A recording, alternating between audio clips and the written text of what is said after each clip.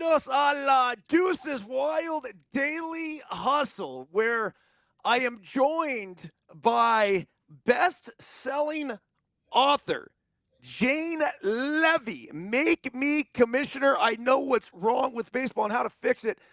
Jane, I just finished the book. Well, I take that back because I'm at the very end. I act like I actually sat down and read this thing, and I don't know how well you know me, but uh, for me to sit down and spend that much time would be very difficult. So Ta-da! there it was. We'll I never downloaded it. I forget you. bought it on my own, like $22, and I've been listening for the past 3 days. All I could tell you is that it's fucking fantastic. It is one of Oh, the better books I've ever read. I've already made it mandatory reading for all three of my children and my wife as well. So congratulations. you notice, however, that I got some reviews that said there was unnecessary profanity. To which I replied, "How can you write about baseball and not have profanity?" See, this is what I tell people all the time, and you know this, and it's perfectly situated through the course of your book. It's just natural. You're catching the essence of the conversation. And as, say, you and Dusty Baker going back and forth, it's so good. And it made me feel as if I was there. Uh, and my wife and I argue about this all the time because she's like, "Oh, you're not reading the book if you're listening to the book." I'm like, Yeah, yeah. Especially when you have the author who reads it, which you did a fantastic job doing. Um, I did feel the essence of everything. So let's get right into it. Sure. Make me commissioner. What was the original premise of the book, and how long ago did you start working on it? Well, I was 3 when I started working on it. When my grandmother took me to Saks Fifth Avenue to buy this horrible piece of crap glove. But, I was a little girl in New York City and she wanted the best for me. So she took me to Saks Fifth Avenue, the best store in New York that she ever shopped in. And this was on the hand of a mannequin, and she in the front window facing Rockefeller Center, and she said to the flummoxed salesperson, guy who looked like the Charmin guy, with a little brush mustache, and she goes, "I'll have that for my granddaughter." And he said, "Madame, it's not for sale." And she said, "I'll have that for my granddaughter." So we went home with Sammy Esposito, who I, of course, had no idea who he was. I wouldn't have had any idea who anybody was, but certainly not Sammy. So I lied and said he was a Yankee because my grandmother lived, and I'm not bullshitting you here, literally one long, loud foul ball from the home plate at the old ballpark. And aside from the fact that she spoiled me and all our grandchildren, ridiculously, she was, there's somebody in your life that gives you permission to be who you are. And you don't realize it maybe at the time, but later you get it. My grandmother was the person taking me at this age downtown to get a ball glove. What at the time, little girls didn't do that so much. So yes, I could sit and hear the echoes of the crowd bouncing off the tenement walls, and I could hear Bob Shepard's voice and the thwack of the bat, and I was hooked. That was it. So you could say that that's when the book started, but no. In 2021, you will recall that all the headlines were baseball's dead. Whoops, sorry. Baseball's dead. Baseball's dying. Baseball's broke. Baseball's broken. And I thought, okay, that's a good story. I'll do that. And I had breakfast with Koufax and Tori at the Otis Saga. I'm not name dropping. It's in the book. It's a serious story. And they got into a conversation that was pitcher catcher, pitcher hitter stuff. That, I mean, it was like a shorthand. It was like baseball, speaking baseball in tongues. I couldn't follow it. It was a religious moment for me. And at the end of it, Joe said, "Hard to watch." And Sandy said, "I don't watch." And I thought, how can it possibly be that I'm the person that takes my phone and watches a game, on a handheld computer, and they don't? And so it started out as a question: what happened? What happened to baseball? And then they hired Theo, and they started working on solutions. And I had to throw out half of the work I had done for the first 2 years and follow instead everything that happened in 2023 after they imposed the new rules to see if they worked, how well they worked, and what else needed to be done.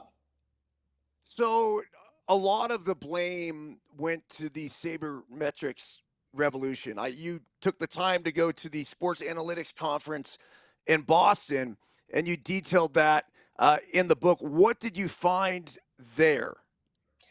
Well, it's basically a jobs fair, is what I found there. Very little serious analytics, except for in room 311, where my professor friend who knows this stuff sent me. What I found is that to some extent, I think all of the analytics, as useful as they are, I mean, the numbers are incontrovertible, right? Doesn't mean you should use them, but the numbers themselves are incontrovertible. The best lesson I got, I went to a seminar where women in the sport, in different sports, were talking about how you make fans in the 21st century. And they had a really long, earnest conversation. They were seriously highly placed people, smart. And at the end, the conclusion was, well, you gotta have them go to a live event with somebody they love. And I thought to myself, how much money did they spend figuring that out? Did we not know that?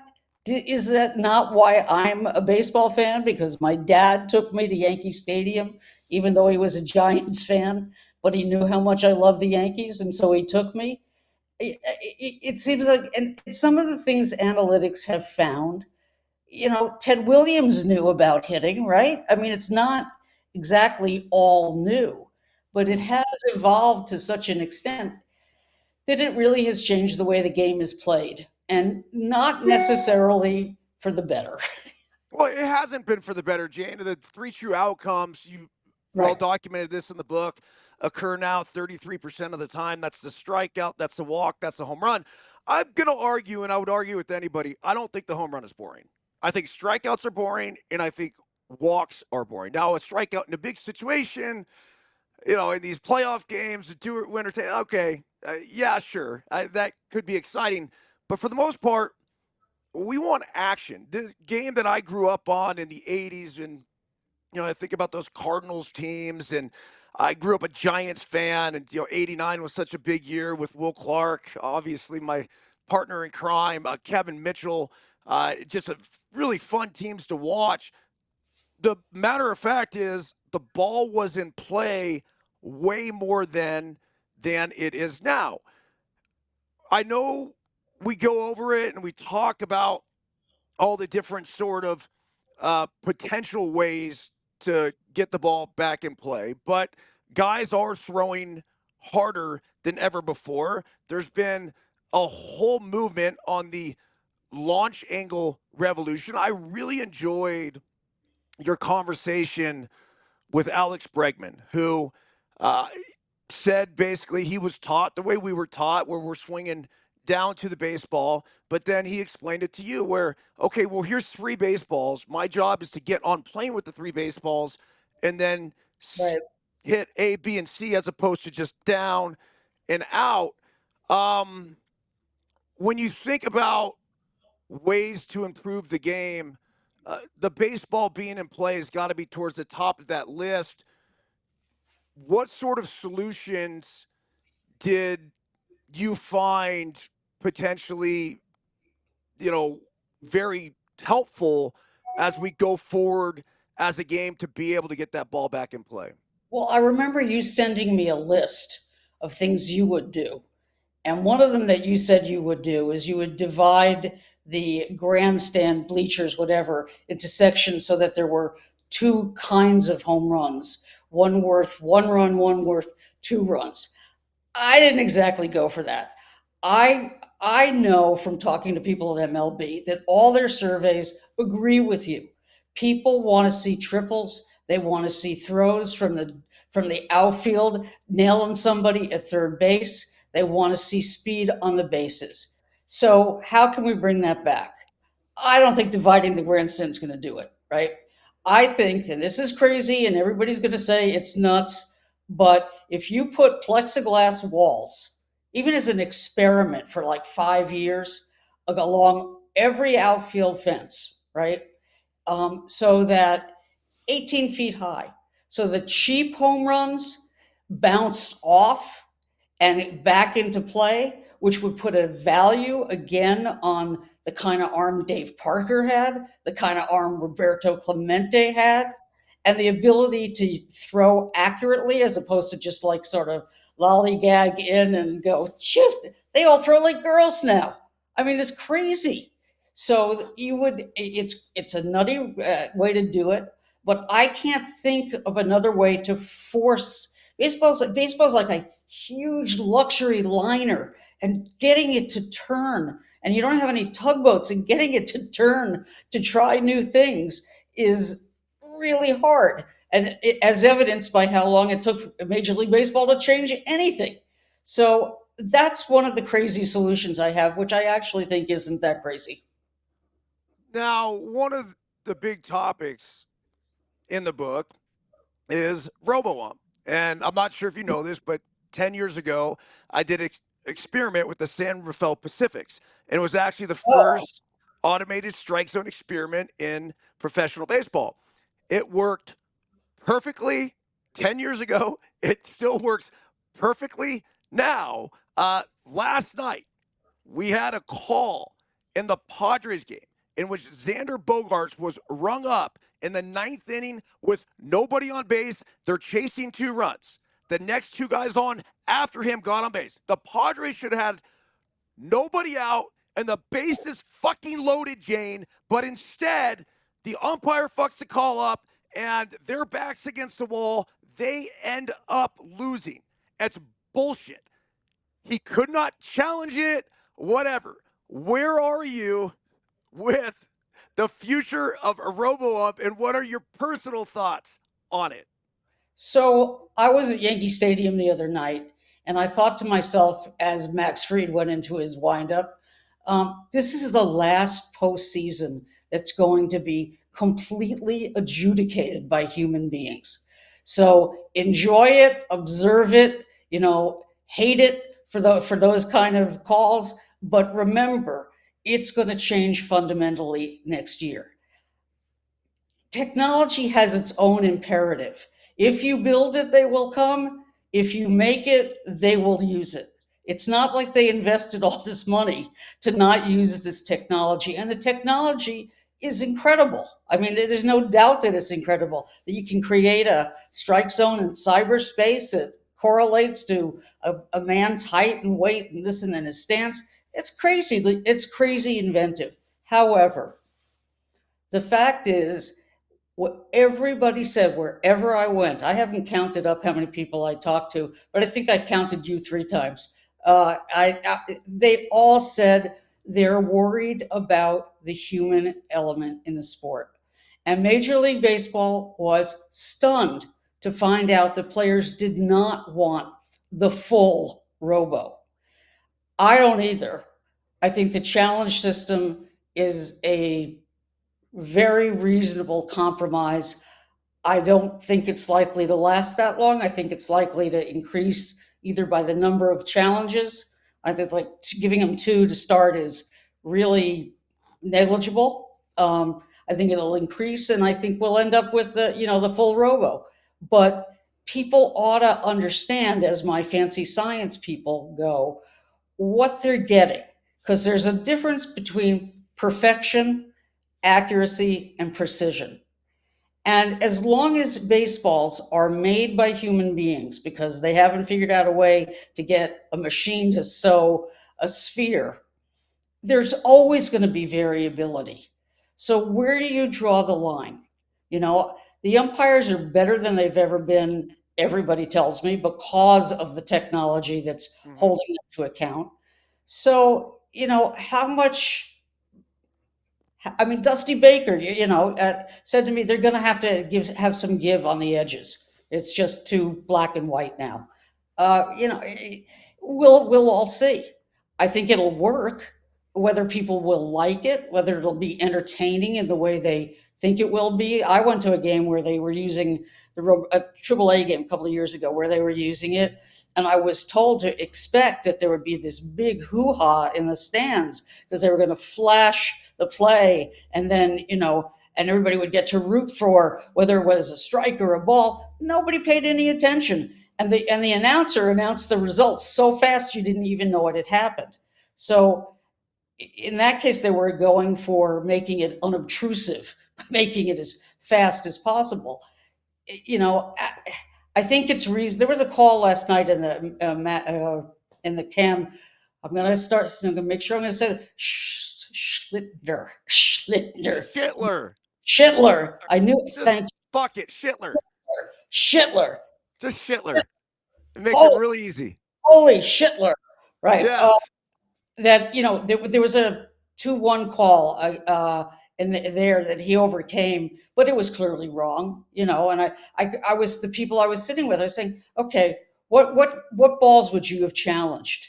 And I actually texted up to Dave Sims, who was in the Yankee booth the night before that, and said, hey, what would you have, what would you have challenged? And he said, oh, there were a lot of them.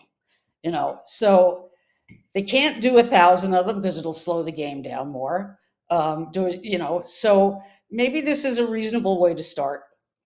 That's fine, but I don't understand why we don't just go all in. I mean, we're trying to protect feelings. It's eventually going to get there. I appreciate, and you've said it yourself, it's like humans aren't elements, right? Like humans are humans. That's And I right. appreciate the fact that humans have and always will play this great game of baseball. I also appreciate the fact that human umpires will actually be down on the field making the calls. That's one of the reasons why I used to not use the term robo ump. I would just say automated strike zone. But the thing is that when you have a call where, let's just say it's a 1-1 pitch, and the 1-1 pitch is a strike, where the next pitch, right, is now 1-2. So for the batter, the delta in OPS between a 2-1 count and a 1-2 count is like 500 fucking points. So when you see that, you're like, wait, hold on a second. Every single pitch matters. And then, like you said, Jane, it's becomes, well, which ones do I challenge? Umpires are screwing up 10, 15, 20 a game. So they've gotten them wrong. Let's just get those right. We have that technology to do that. I will say that even in replay, there's a couple calls that I've seen already this postseason where I couldn't really tell you one way or another, right? There was the steal at second base yesterday where it was like I thought he was I thought he was safe, but then you're like, well, he kind of comes off late, but in the spirit of the world, like I probably would have left him safe. Instead, they called him out. So I mean, those are very human elements that have to supersede the technology. And that's why we're always going to have umpires there. But something as simple as in out, it's like in tennis, you still get arguments that happen. I'm an avid pickleball player, and I know you've mentioned pickleball a few times in the book. They are using the technology immediately. This is like a baby sport, right? This sport was, I know it goes back to 1965, but in the normal American person's eyes, like this was invented in 2020 during COVID, and they're already using this technology. Yet baseball, that's 150, 175 years old, is just now fucking thinking about implementing it and implementing it in such incremental ways. It doesn't make sense to me. I Here's feel like they're way behind the times. here's the counter argument. Okay, baseball's always been a game, as everybody in baseball says, of adjustments. Right? You have to adjust to the elements, a gust of wind that comes up, or the pebble in the infield that bounced off over the third baseman's head in 2024 and the Washington Senators actually won something, or an umpire makes a bad call. It's bad luck, bad bounces, bad calls.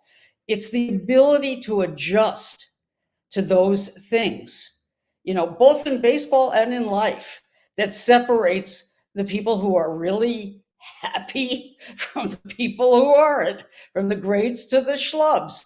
And, I just worry that, we're on a trajectory of, removing all humanity. I mean, Dusty said, Brian Sabian said it best, we've dehumanized the game.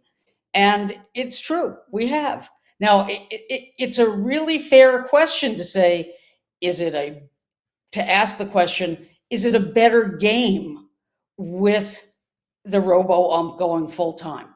Would it be a better game, or are we missing something? I mean, you can't argue with the umpire who is a camera. That story about Jason Hayward's brother who did argue. He started saying what, and the human ump who was channeling the calls of the robo ump threw him out of the game. It's one of the funniest things. I found the tape. It's one of the funniest things I've ever seen. So, how far, where do you draw the line? I, So I you talk well, real quick. You talked about the gust of wind. You talked about the imperfections, even the way each baseball is made. You talked about the pebble being out of place that causes the bad bounce. All of these things are quote unquote human sort of things and things that are constantly changing that we have to adapt and adjust to. The strike zone is one that shouldn't be part of that. but the Umpire's dog shit call should not be left up to him. When we have the technology, it doesn't make sense to me. I do think that I appreciate the human element. The best argument would be from the catchers who take a lot of pride in framing hit pitches, stealing pitches, right? stealing. Think about that. They're Yeah, deceiving the umpire right. by trying to lift it back up in the strike zone, pull it back in, whatever it is. I appreciate it as a coach myself when I have a catcher that does that really well. But at the same time, all we're trying to do is deceive. Where if you told me it's pretty cut dry, either it's hitting this box or not, I'm going to tell my catcher just to go out there and do your number one job, which is catch the fucking ball. That's it. I need you to catch the ball. I don't need you. And then clank. You know how often this is happening, right? Catchers trying to steal pitches that are then botching shit that's going to the backstop. I actually think it makes the game worse. I hate this new little way of. It's like they're like chorus girls with their legs stuck out, only with all this crap all over them. Yeah, I don't. And again, that becomes a whole argument. But they're trying to give the umpire the best view, and they're down there. I think it saves catchers' Oh, knees. the strike zone has become so much more rectangular, and vertically, So and this, so yes, so the umpire can't see what's at the bottom as well as he can what's at top. I thought Mike Rizzo's suggestion about changing the shape of the strike zone somewhat to enhance the ability to make contact and put more balls in play was a. agree.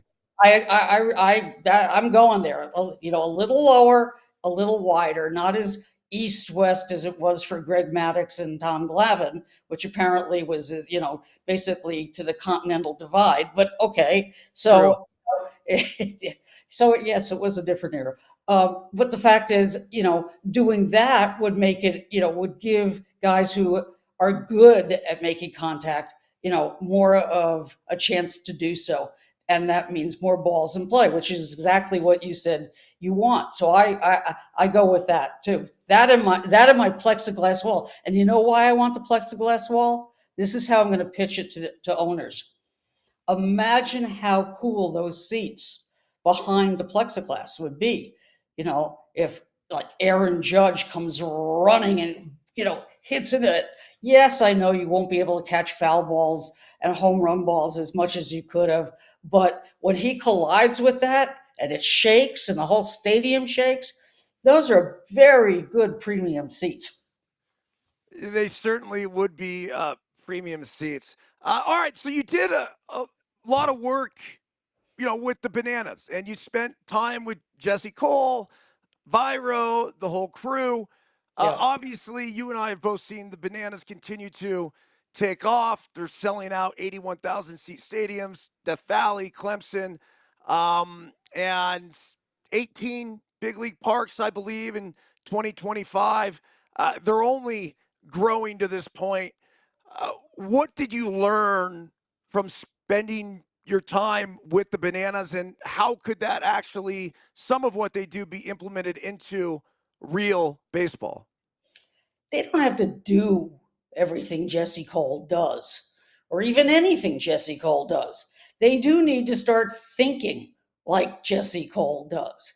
He saw the estrangement, between, which is both literal, like, the infrastructure that makes it hard for fans to get near a field or near a player, and kind of the alienation of affection between fans and players, and he understood that they felt ignored. After this minor league game I went to at in Worcester at Polar Park, which was the last stadium done with Larry Lucchino and Janet Marie Smith, who did Camden Yards together and then saved Fenway.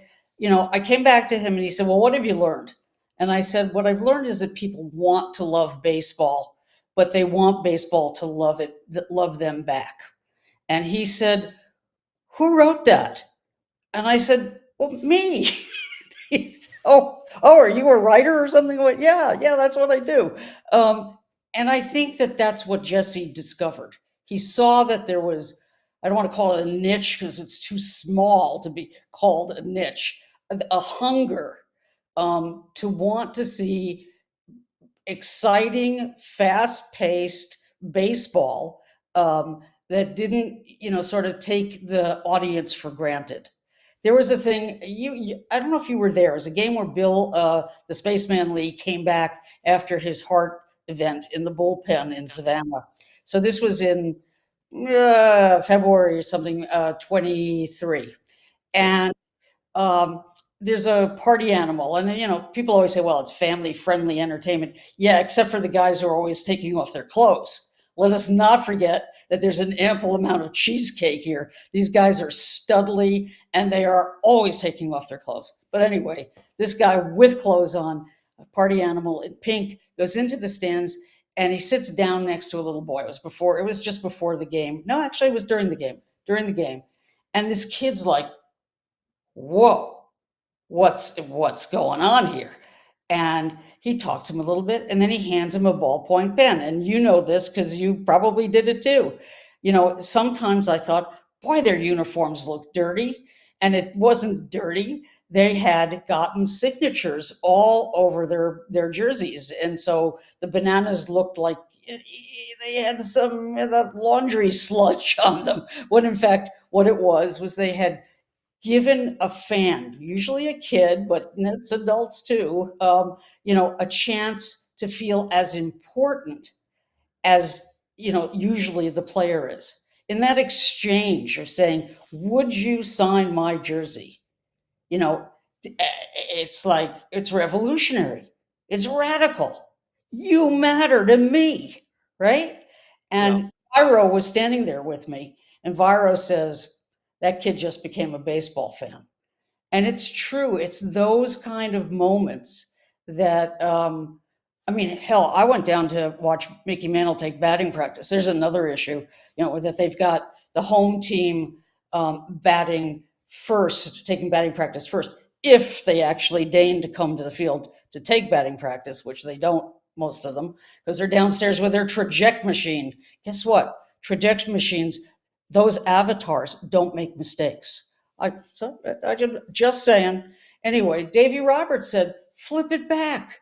Let people come and see their home team take batting practice. That's how I became a fan, watching Mickey Mantle. And one time, I don't talk about this that often, but I'm going to tell you, I was waiting for him to come by after a game, and asked him for an autograph, and he looks at me and he just he was good at that, he had that ability to cut them on cue. And so, I mean, I'm a little kid and I went, oh my God, my hero farted at me.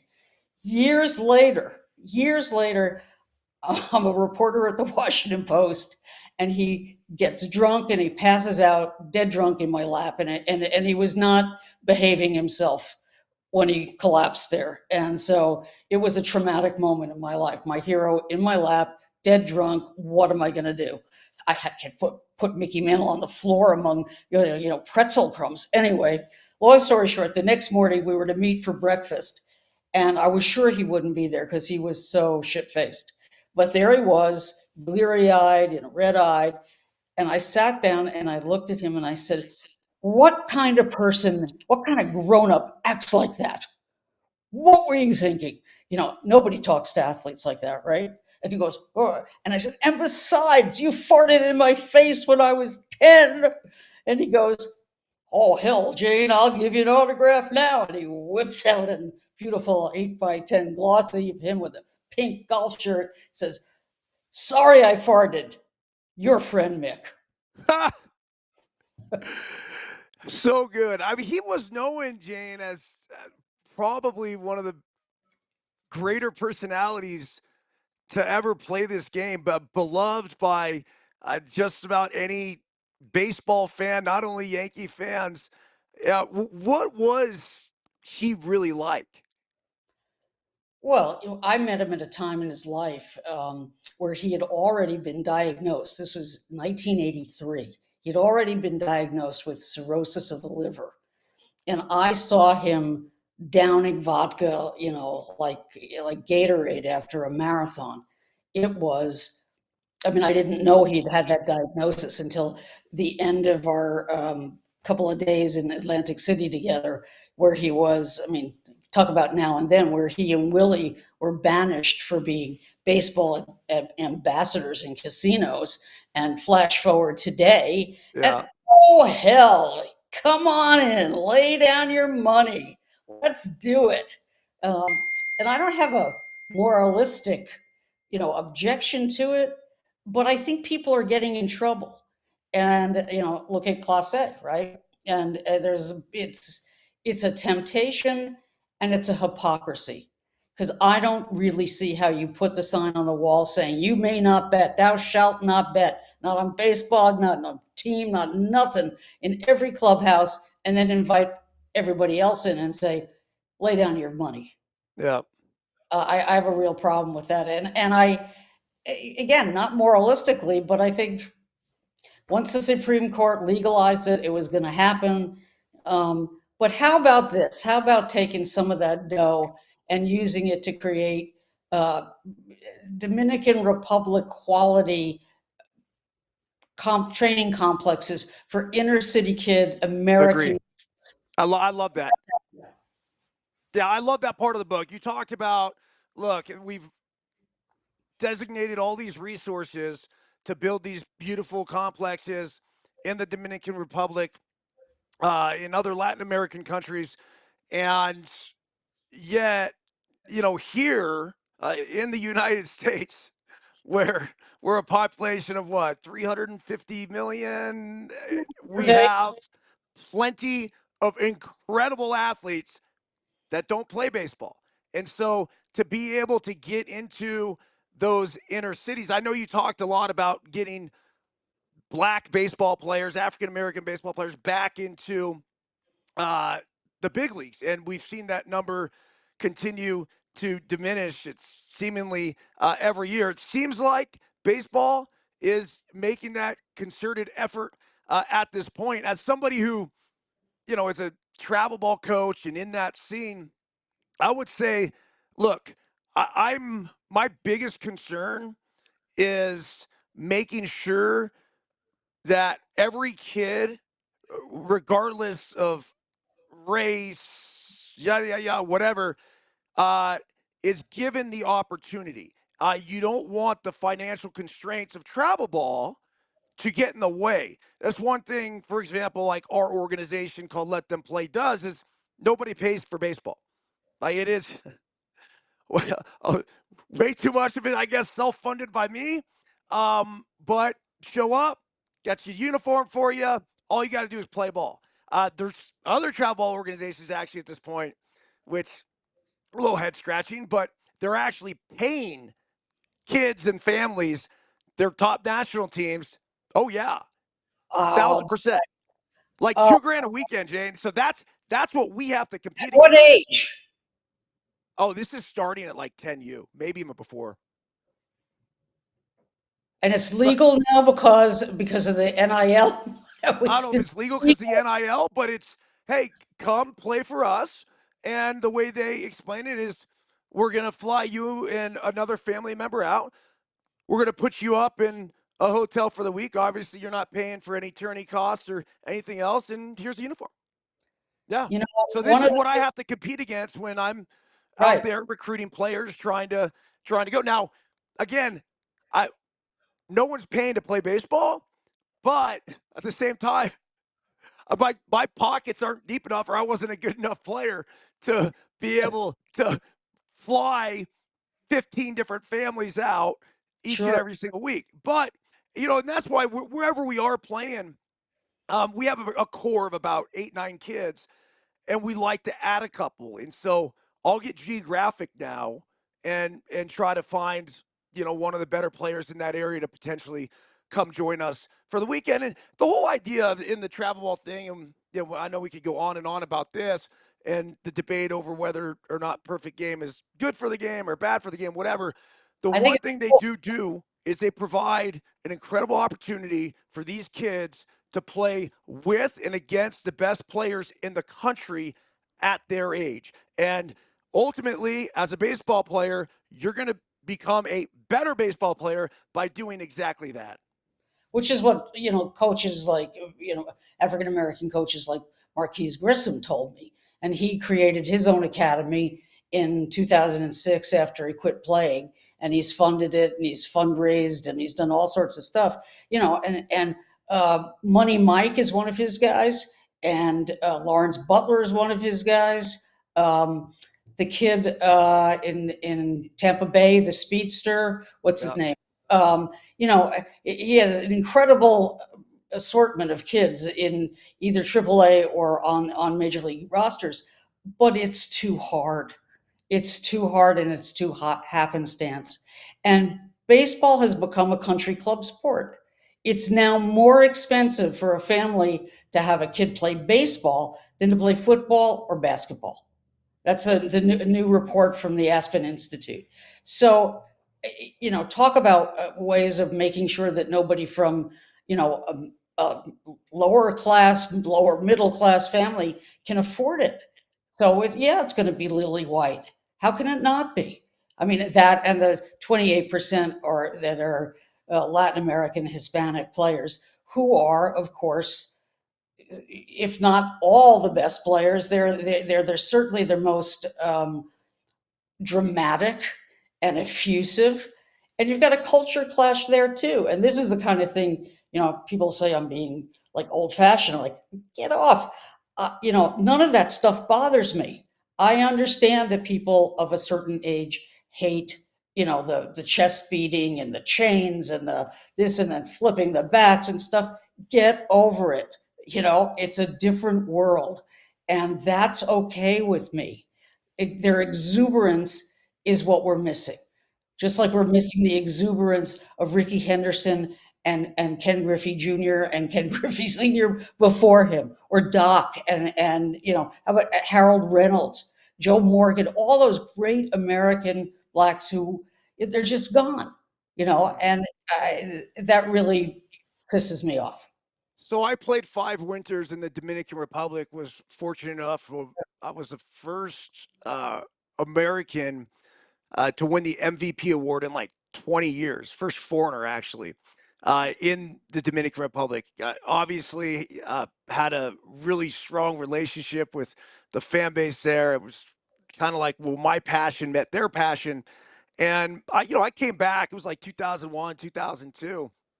And I pretty much said exactly that. We're a bunch of fucking stiffs playing a game here. And even as old school as I am and respect the game and all this whatever, but the one thing I loved about the way they played the game is that they played with their heart on their sleeve. Well, as time went on, obviously they came out with the whole "let the kids play" campaign, and we had the bat flips going and everything else. I think what's happened is and almost we were so far one way where it's like if you hit a home run, you better put your fucking head down and not show any emotion to okay, well, now let's let the kids play and ba ba ba ba ba and they're dancing on second base and over it actually swayed so fucking far back the other way. Even Giancarlo Stanton last night, Jane, hits the ball, starts pimping it, pointing to the dugout, all this Oh bullshit, yeah, and hits off the fucking fence. Fucking yeah, that was what, bad. dude? Holy shit, man. So I Right. I do think there's a happy median between the two. I also will say, when a guy hits a home run or a guy has a big knock and he wants to celebrate, make it about your guys. Don't ever look at the pitcher. I tell our kids this in the travel day. You hit a home run, you want to pimp that thing. Number one, you better make sure it's gone. And number two, don't you fucking dare glance an eye at the pitcher. You do that, you're done. Now, you want to celebrate your boys, show your emotion. And the other thing is, I don't need you celebrating a home run when we're down 10-0 and made it 10-1. That's another you Yeah. know big no. So it's about getting a feel for the game. But I certainly do appreciate that the game is not as stiff as it was. I think obviously the celebrations with the Savannah Bananas and everything else was a fun way to really show the extreme opposite of what Major League Baseball had become. The game, though, you mentioned this in the book. A lot of these players are pretty robotic in the way they go about their business, and we're missing some of the flair, some of the personalities. How do we get that back into the game? I think it's going to have to come from there being less judgment about it. Like Lindor says to me, you got to be who you are, or you're not going to be authentic. And if you're not authentic, you're not going to be your best self. And play the way you are. Play like America is. America is about being free. So you should feel free to be yourself, to express your personality or not, as the case may be. And I totally subscribe to that. And of course, he said 27 times between those three clauses, but of course, I respect the game. I respect the game. I respect the game. Um, and yes, yes, and you shouldn't show up a pitcher, and you shouldn't, there's so much stuff that's really unnecessary. You know what's really unnecessary? Have you seen kids where they go out and they pull on their shirts, kind of like right over their nipples, and they pull them out and show them to their teammates? Have you seen that thing? It was like all over the Cape League, and it's really gross. It's just really gross. And then they turn and they show everybody. I'm like, stop. There's got to be a better way. It's just ugly and gross. What are they trying to do? Well, I don't want to, they pull their shirt out like this, Yeah, and, like this. yeah, yeah, thank you, yeah, yeah, like they're showing off their, you know, and it's gross. Like, find a better way. Find Yeah. a better way. And I thought Gio last night was shameful. And how is it that, oh, Big G really got a hold of one there? Nobody on ESPN said, what the fuck? He's not running. That's the first thing. Put your head down and run. Now, admittedly, he doesn't run very much, or very fast or very far. He doesn't have to. But in that instance, he had to. Would he have gotten to third? I doubt it. No. but nonetheless, it looked really bad. It looked That's terrible. that's not how you play the game. What about Dusty Baker? He talked about, I believe it was having a conversation with Bo Schembechler, Yeah, Sch- Shem, Schembeckler. I can say Schembechler, Bo Schembechler. So he yeah. had a conversation with Bo Schembechler, and he was talking about how you decide between this guy and this guy, and he says, "I look him in the face, I nuts and nuts and guts, nuts and nuts and guts. I like that, nuts and guts." And it seems like in today's game, the nuts and guts factor is certainly, feels like at least, starting to go away and is more catered towards just hardcore numbers. Yep, exactly right. And Dusty is the most um, he was the most human in the game. And he got a bad rap for not doing the analytics at all. He did the analytics. His own batting coaches told me he did the analytics. He knew what mattered, which ones mattered. The problem is the glut of numbers becomes like a snowball, and a snowball becomes a landslide, and then it becomes an avalanche. And it's not a question of using the data. It's the question of deciding who uses the data and allowing that to be a function of human intelligence and experience. I said to Dusty, "What's happened to human empiricism in the game?" And that's when he goes off. He goes, "It don't mean shit, Jane. I got them punk ass boys coming down from upstairs and telling me that my eyes don't see what they see." Well, your eyes will lie to you. They see, is what they said. And guess what? No. He, after 50 years in baseball, they're going to tell him that he doesn't know what he's looking at? Give me a break. That just There's pissed me off enormously. there's I think it's like 6, 7, 8 managerial positions that opened after the regular season.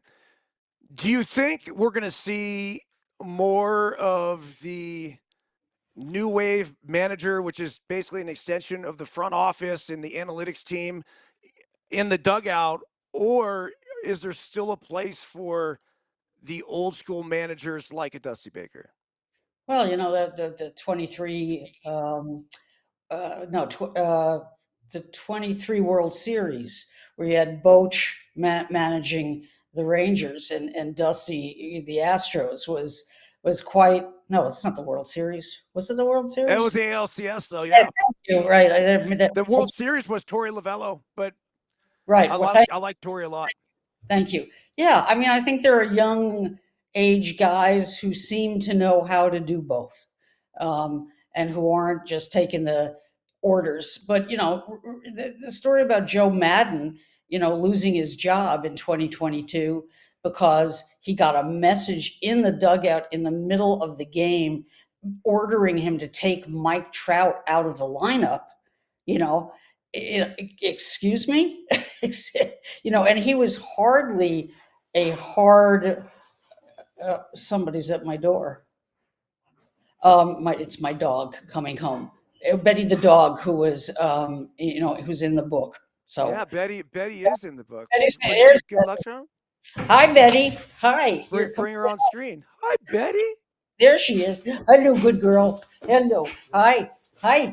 Oh, yes. She doesn't miss a catch. Nothing gets by her. No, no, Nothing. no, no. Nothing gets by her. Hi, good girl. Hi. Want a glove, Betty? She doesn't need a glove. Some kind of, is it some kind of doodle? Yes, she is a doodle. She is, but it's the doodleification of America. Everybody's a doodle, of one kind or another.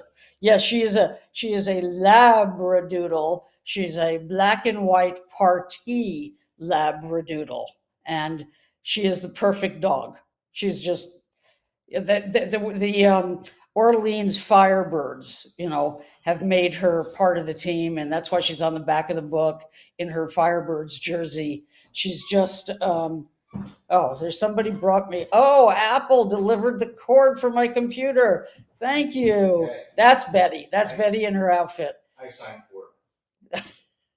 Um, I mean, think about, yes, they have dogs visit the outfield. You know the story about Bill Lee, the spaceman, when the Bananas played in Fenway the first year? He came back. No, take me through because I wanted to ask you specifically about Bill. Um, you know, I got to meet Bill obviously when he came to the tryout in Savannah in 2022, and I was managing the Bananas, and we are going through the process of uh, basically putting together this team. And there was this juggling act of trying to find guys who could actually play, and then guys who would be entertaining. And the crazy thing about it is that Bill, at 75 years old at the time, arguably was our best pitcher. And he also was one of the most beautiful souls I think that I've ever met in my life. I uh, I miss him. I was there that day when he collapsed on the field in Savannah. It was obviously one of the most terrifying moments I've ever had. Anyone ever experienced? All of us on a baseball field. I was the one who was with him, and I put him into the ambulance, and then the next morning at the hospital. Uh, Bill is a unique personality, one that I don't think you'll ever see again. And he is everything that baseball is fucking about and everything a ball player is about. His authenticity and his love for the game and his realness is just fucking awesome in every sense of the word. Uh, yeah, I know you and Bill, Jane, have had a lot of interactions throughout the years. He's a big part of the book. He Tell me texted me, more. he texted me when Boone took Freed out and said, "Would they have taken out Koufax? Would they have taken out Koufax?" And I wrote back and said, "Yeah, yeah, they would have taken him out. They would have said third time through the order. Not a good look. He is authentically everything baseball is lacking. Yeah, You know, you're right. he was reviled for it in what was a more conservative time in baseball, though not necessarily in America. I mean, he was 60s, 70s kind of guy. Um, and he's all over the map. I adore him. He wouldn't play ball with Betty. He came to have a sleepover, and she brought him home, and she knew somebody who would play catch with her, right? Or she thought she did, and he didn't. There's a picture I got to send you of him bent over. He's doing Gus Hoffling exercises to loosen up his hamstrings and his Achilles. And there's a ball. Betty puts a ball by his foot, and he does not budge. So he came through here in Washington, where I live, en route to a women's tournament. He's very supportive of women's baseball, Yep. in part because his aunt May Bell was one of the great women's players, a pitcher in the 40s, and he goes, she was a left-handed shit baller just like me. It's where he learned it from. So this time, he decides he'll have a catch with Betty. And let me just say, she didn't have any more problem with his eephus pitch than Tony Perez did in '75. Oh, I just so at Fenway Park, he went back. What was the story there? Well, by then, the relationship between Bill and the Bananas had, what's the right word? Deteriorated? Thank you. um, and he did so much to promote them in the early years. He made such a difference, I think, in getting them in the news, and he's such a calling card. So that when they became more established and didn't really need him anymore, it was like, we don't need you anymore. and he was desperate to pitch at Fenway. So Jesse granted him a third of an inning, and he was told he couldn't be out in the stadium. He had to keep it a secret. So he's sitting in this small little locker room. It was not the visiting baseball locker room. I don't know what it was, but it was a small little place. And for hours, telling stories to all these guys who were wandering in and out and eating cold hot dogs. And, some of whom the team had changed so much that a lot of them he didn't know anymore, but he's telling great stories. Oh yeah, so and so took a swing at Reggie Jackson right over there. Yeah, whatever it was, he handed me one of the bananas balls and he said, "Feel that. What do you think?" Which of course to me was this incredible compliment. A guy who really knows what a baseball should feel like is handing this to me and asking my opinion. I was dumbstruck. But anyway, so he was supposed to hide and he wasn't allowed to go to the bullpen to warm up because he was supposed to be a secret, even though it had been on the radio that morning. So they finally call for him, and we go racing through the bottom of Fenway, that whole sort of rabbit's warren, um, and he had warmed up in a pitching cage. I mean, I'm sorry, in a batting Batting cage, cage. so he couldn't really throw very much, and he couldn't really stretch, and he was not in the greatest shape. And he gets out on the field. Jesse gives him the big, Red Sox Hall of Famer, World Series pitcher, all two-time, all star, blah blah blah blah blah. And Bill goes out there, and it's just an ovation, and he's loving it, and he doffs his cap, and you get to see his new false teeth, having left the previous set on a bar in Mississippi. And he's got that fabulous white hair. I later find out that he and Jim Palmer were often confused for each other because they both had such fabulous hair, and California tans. And he comes up, and he was terrible. He was just awful. He tried to take a few warm-ups from behind the mound, picked up the grass, held it up like a real pitcher to see which way the wind is blowing.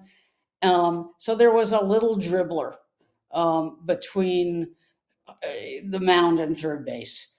And he starts to try to go down the front of the mound to get it, and realizes really quickly those knees aren't getting there. And it was Hosley. Is he the third? Was he the third baseman?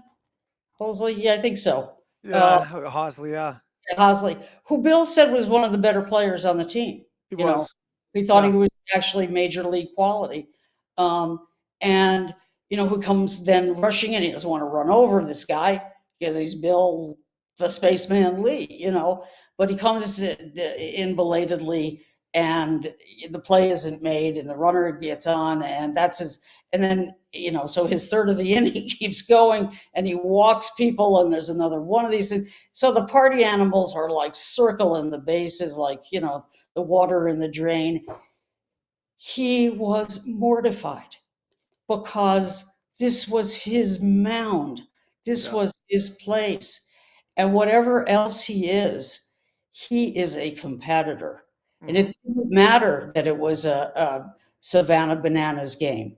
It mattered that he was trying and competing and wanted to be as good as he had ever been. And of course, wasn't. He comes into the dugout and people are consoling him. I think it was Hosley who said to him, well, and it's hard because there were 40,000 people in the ballpark, as if Bill Lee hadn't pitched in front of 40,000 people in a ballpark, and that ballpark before. Um, and he was really pissed, and he's cursing himself out and saying, and then he stops and he says, "Oh well, I showed up." And I just thought, you know, so one of the things he did while he was waiting to be called, he went and had it wired. He knew still some of the groundskeepers, and he had it wired so that he could play catch with his rescue dog Clarice in the outfield the next morning at 7 a.m. So there he was at 7 a.m. the next morning with Clarice, while the stands were filling because they were using Fenway for high school graduations. And so, all these kids in caps and gowns were arriving, and there's Bill, with his dog. And so Clarice does what Clarice does, and what every dog does. She took a knee, and she had herself a moment of hygienic ablutions. And Sure. and I said, "But Bill, did you bend down for that?" The answer is yes. He bent down for that. Oh, wow. Yeah, one of the greatest personalities, and we went on our first road trip. We know when I'm managing the Savannah Bananas, and it was like no one knew where Bill was, and it was like, all right, the same sort of thing. It's like, and he doesn't have a cell phone, so it's not like you just call Bill. Right. And sure enough, as we're looking for him, and it's time to go to the ballpark and whatever else, it's like, where's Bill Lee? Swimming laps in the fucking pool. Yeah. It was that he pops up, a birthday. It was just, I don't know, really, really cool. Obviously, for him to be a part of that, and yeah, once the Bananas got rolling, and the argument is, they're a machine, right? Like they're gonna survive with or without uh, everybody, involved with it, because the Bananas, it's not even about Jesse, right? This is about Right. making baseball fun again. It's about the party. It's about the constant entertainment. It's about the fan first atmosphere that Yep. has been created. And I think more than anything, Jane, it made all of us, who I think at some point you do, I don't want to say fall out, and you always love the game, but you do fall out of love with the game. And the one thing the Bananas did do is it made me fall in love with the game again. And it also got my mind turning on how we potentially could make Major League Baseball better. Final synopsis here from you. As you know, here it is. Make me commissioner. Jane, if you're commissioner, what's the first thing you would do to Major League Baseball? Kids 10 and under get in free. Love it. Let's grow the fucking sport. Can you imagine the public relations value of the headlines? Not that there are very many newspapers anymore, but where there still are newspapers, um, if Major League Baseball called a press conference and said, we've been thinking about it, and we're pretty lucky. We've made some changes, and we see some movement back. It's about, I think it's about up 2% this year, and it was up 11% over the first 2 years. So that's not bad. It's not going to overtake the NFL, but it's not bad.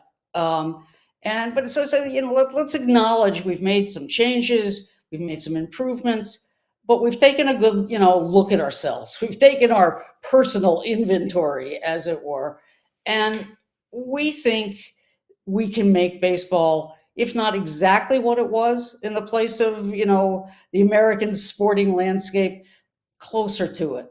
And so we've decided we're going to let every kid, accompanied by your grandma, your grandpa, your mom, your aunt, whoever, in free, you know, and and free food. And we want, we mean it. We want you back. That would be mind blowing. Mhm. And there's lots of things, and a lot of them are small, like Davy Roberts' suggestion about flipping batting practice. I Mhm. had it occurred to me that's a brilliant idea. He also wants Mondays off. He wants baseball to go black the way Broadway goes dark on Mondays, to give managers a chance to reset the pitching rotation and to give everybody a rest. Yes, it would involve probably fewer, games a season. And but if they keep adding teams and layers to the playoffs, they're going to have to do that anyway. They Mhm. can't play in December at Yankee Stadium, and then we get to the do neutral sites. No, that was be cheating the fans again.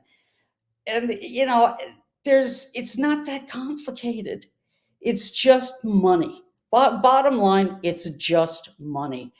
I think the other thing that I came up with, and even Mike Rizzo agreed with me, the pitching staff has to be bigger than it is. They spent $1 billion of salary that sat on the injured list last year, right? $1 billion of days of players not playing for their contracts. 2/3 of that was because of pitching arm injuries. So you've got a real problem. It's not just that that the guys are getting hurt. It hurts the game because you can't root for guys who aren't there. And as you said before, the matchups are missing, the old stories that you could tell. I mean, that's why I was in love last night. I can't believe they let Schittler pitch 8 innings. That was, Yep. it was like, yes. And the announcers recognized that the reaction to the crowd was how hungry people are for that kind of baseball again. So increase the pitching staff, have a taxi squad. Yesterday's starting pitcher goes on it along with your two most exhausted relievers. I mean, by July, they're all scouring each other's waiver wires for, the least dead armed guy they can find. And they get him in camp just to find out, you know what? He's really got a dead arm. It's Hmm. not that the Mets were doing something wrong. Well, the Mets did a lot wrong. But so let's increase it. The money they save on Tommy John surgeries, right, can pay for the new salaries. The union won't give them a hard time on that issue. Yeah, it's a big thing. I don't. Our bodies aren't built to throw 100 miles per hour, and you have so many of these guys throwing 100 miles per hour now that it's inevitable that the force is either coming here or here. It's one or the other. Right. One of the things and Schittler was the perfect example last night. We're craving that star. We're craving Yeah. that. Hey, look, I want to latch onto this guy. And I want whether it's a Nolan Ryan or a Pedro Martinez or a Greg Maddux or a Randy Johnson. I want that star pitcher. I want to see that guy go out there the third time through the lineup, which is the big no these days. Um, One of the huge issues, obviously, is that they're running people in and out in the bullpens and everything else. And back in the day, even when I played, it was like, let's get the starting pitcher out of the game so can get into the bullpen. Well, now it's weird because starting pitchers, they don't last past that second turn through the lineup. I did really like something in the book that was suggested where there needs to be some sort of penalty if your pitcher is taken out, say before the fifth inning. Right. Right. I think that's something that we really could look into. And you know, one of the other things is too, like if a starting pitcher only knows that he's going 3-4 innings, he's going to be out there trying to throw as fucking hard as he can too. Where Exactly. when they knew they had to go 8-9 innings every single time, you would almost see velocities increase as the game As went on. And I forgot to mention that in addition to increasing the size of the total pitching staff, we're going to shrink the number, maybe not all at once, not all in one year, we're going to shrink the number of pitchers you have available so that by the end of this process, you go back to having an 11-man staff per game, right? And then you're Sure. going to have to deploy them differently. And that is to say, like they used to be done, like it used to be done. You're not going to be able to run somebody in after his mandatory 3 batters. Um, I can't remember, what did I say? I said something about you can't take out a pitcher unless and until he gives up a run in that inning. I can't. I think, is that what I said? I can't find it. I don't know. I'm not sure, but I don't think I think you should have to leave him in until like literally 100 pitches or the you're past the fifth inning. And I think that'll promote the ball back in play too, because it's going to make hitting easier because they're getting to see that guy the third time around. And then it's nuts and guts time for the pitcher. We'll figure out who's got the nuts and who's got the guts to make it through that third time in the order. All things. It's interesting, like the shift stuff. Like they're shifting just as much now. They're just sort of shifting in a different way, where Yep. they're moving guys over. I mean, it's crazy. I the shift thing. I've always been really a proponent of the shift, and not because it's that I love the shift so much. It's that I want to put that on the players, on the hitter, to hit the ball where they're fucking not. Well, that's what I'm. Guys like Rizzo, old farts like you and Rizzo say, "Oh well, they'll adjust. They'll learn to go the other way. They'll learn to cut down on their swings." Well, guess what? It didn't happen, and it didn't happen for a variety of reasons. One is it's really hard to go the other way on a 100-mile-an-hour fastball. Yep. That's not easy. And also, they're not taught those skills anymore. They're just not, they're not valued, they're not taught. I asked this kid, Chase DeLauder, right, who I met first at Cape Cod at the Orleans Firebirds in 2021 when he was nobody out of James Madison. The other day, yesterday and the day before, he became one of the few guys ever to go from to make his major league debut in the playoffs. And he actually got a hit and So cool. you know, God bless him, right? And he's not a travel ball kid. And he was Uh-uh. my example for, somebody who made it despite not having the money to play in those kind of circles where you have a boutique coach for your, how to put on your gloves, your batting gloves, and how to put on the pine tar and all that stuff. He's a good example of that. But West it's, Virginia kid. yep, Seems to be a maybe the family real rough around the edges, but it's so yeah. inspirational to hear the kid that played Legion ball, played some high school ball, ended up at a smaller college, but all he did every stop he went was fucking hit, hit, hit, hit. He wanted to be a pitcher. He went there because they were the one place. Well, he was only offered scholarships at two places: West Virginia, where he didn't want to go because they wanted to give him academic money, and he only wanted to go someplace that would give him baseball money, and he wanted to be allowed to pitch and hit. And the West Virginia coaches were not impressed with him either which way, but they agreed to take him on, and he barely played in college. He's been so injured; it's just you can't believe the bad luck this kid has had. So that was like, that and Schittler. Do you know what he said yesterday? I don't know if you saw this. That the comments, he's a Boston area kid, Yeah. uh, and played at Northeastern, hardly a baseball powerhouse. When he was drafted in the seventh round in 22, maybe he hit 93 miles an hour. And guess what?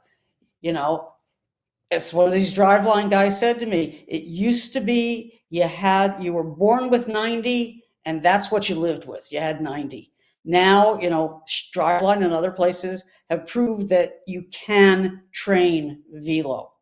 And that's what happened to this guy. He went from 93 to the 100-mile-an-hour pitches he threw in the first inning, partly by visiting the Yankees gas station, which is what they call their pitching lab, which was designed and set up by a driveline guy.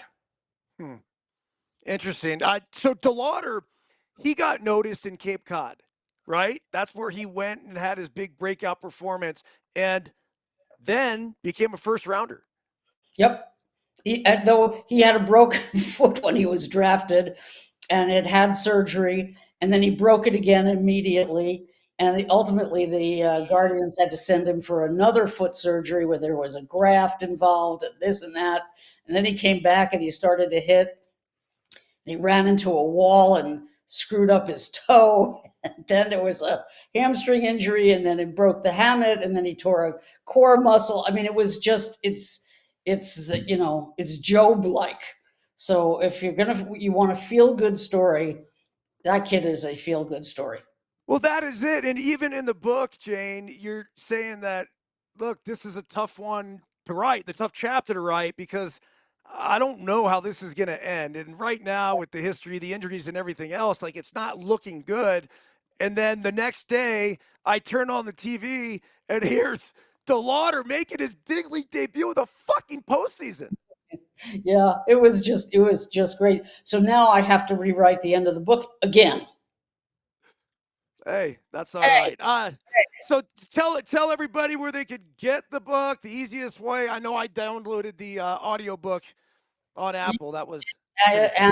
Amazon, Barnes and Noble. I always prefer independent bookstores because those people really work hard and know their clientele. They know what they want to read, and they know the books that they sell. So if you have an independent bookstore, go there first. They're not going to charge you anything different than you're going to pay at Amazon.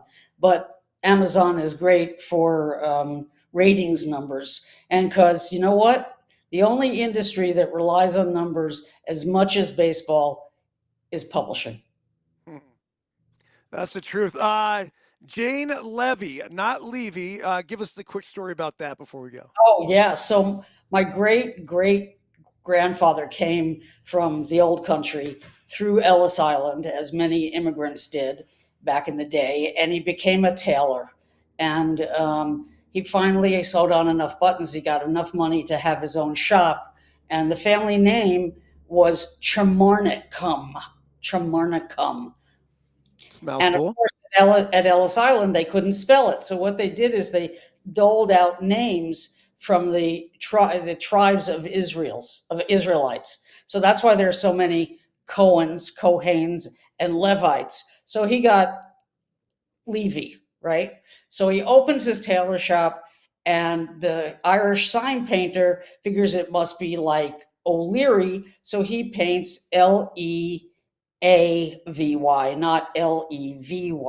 Well, he wasn't repainting it for free, and there was no money to have it redone, so they just changed the name, right? No big deal. It wasn't their name to begin with. Flash forward decades, I go into Ben Bradley's office at the Washington Post for my interview, and he's sitting there with his big chest and his feet up on the table in front of him, and he says, "Levy, you spell your name funny."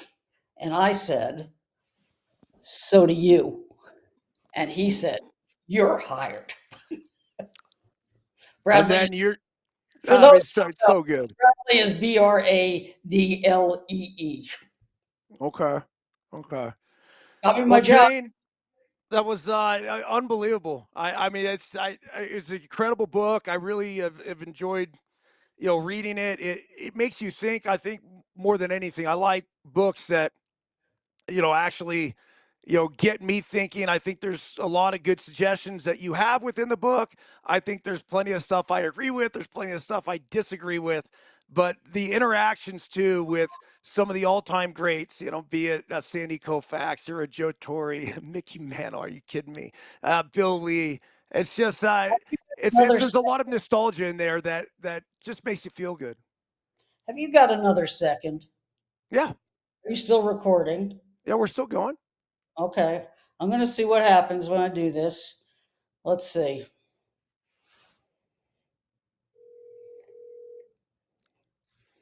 You know who I'm calling. Oh, please tell me it's Bill.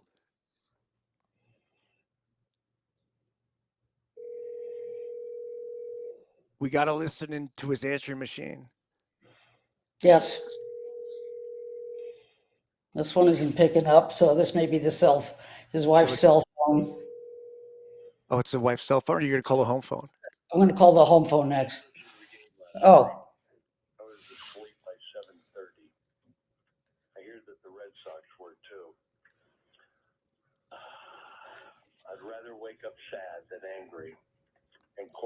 can you hear it?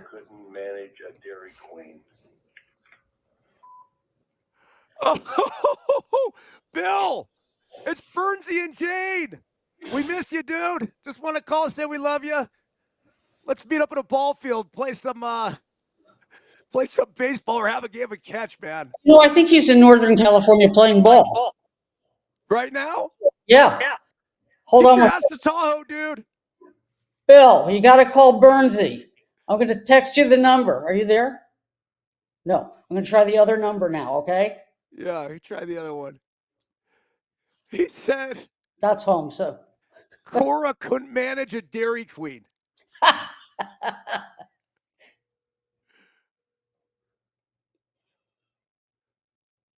Oh, so good. Sorry, it's ringing. All good. Yeah, we got. You know what we got to do, Jane? Let's.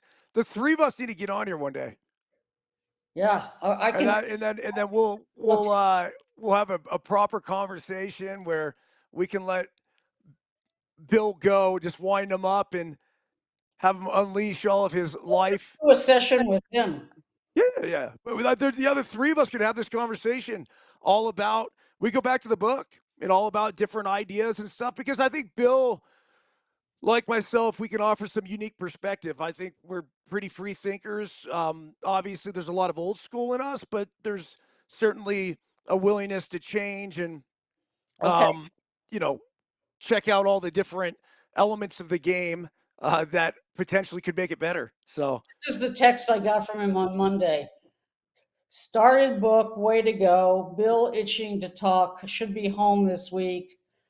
Sean, the boy, documenting